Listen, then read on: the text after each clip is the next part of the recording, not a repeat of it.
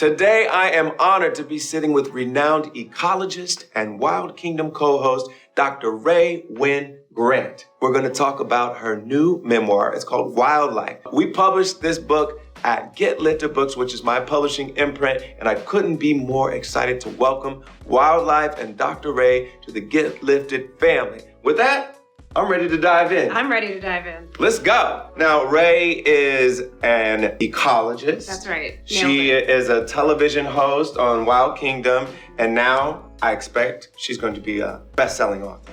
Ooh, say it. You've already been a trailblazer in your field.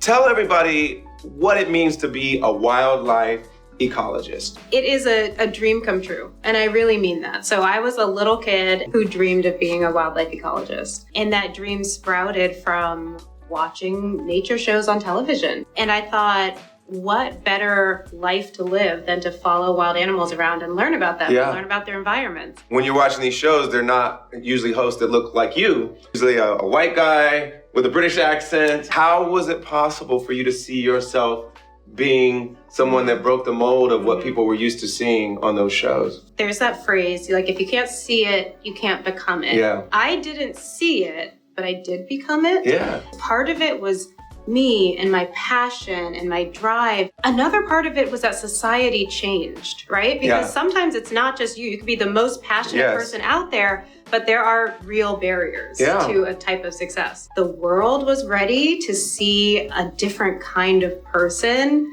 exploring the wilderness. Every time I'm filming Wild Kingdom, I think to myself, like, is there a little Rae? Is there a little black, brown, any kind of person out there feeling seen or feeling empowered to be like dirty and camping and wrangling wild animals, and exploring in the spirit of saving nature and the environment. When we think about the ecology, a lot of times we're thinking about the political side of it. So climate change and policy regarding that. But how does that issue affect the wildlife that you study, and how have you seen the impact as you've been out in the world? And I've studied bears for 15 years now. Yeah. And bears hibernate, okay? It's like the most basic kind of lesson. Like, they hibernate when it gets cold. We learned that in kindergarten. You learned it in kindergarten. It's in like our fairy tales. Yes. They can't hibernate if the winters are warm. They literally, their bodies won't do it if they don't get these environmental cues that tells them to hibernate. Wow. It can mean the end of a species. I have these stories in this book that I just feel so fortunate that I've been able to digest, because it tells kind of two different tales of climate change impacts, right? For people,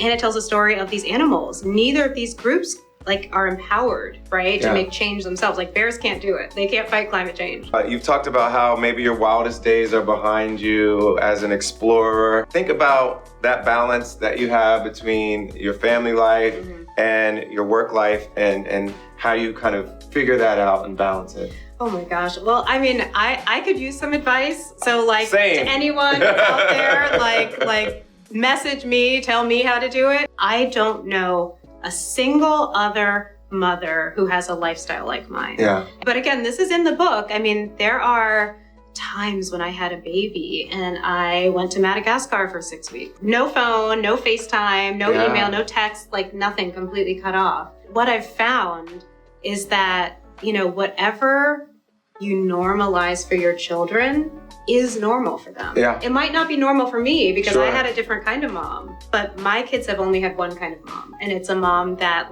explores the wilderness and does these adventures. And let me just be brutally honest, a lot that's in my book is very personal, right? So I decided to disclose some personal stuff. It's a real memoir. It's a real memoir. You tell your story. It's not just about the science of it all. The final question I would ask is, if you were to kind of give a preview of the advice that you would give to somebody who wants to work in your field, especially a woman who wants to work in your field, a Black woman who wants to work in your field, what are some of the tips you would give them as they start on their journey in this direction?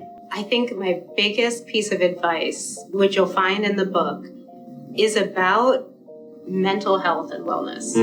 That advice is for everyone, but as a Black woman, it's particularly for Black women in this society and in this field, which is definitely not Black woman dominated, is being well, whatever wellness looks like to you.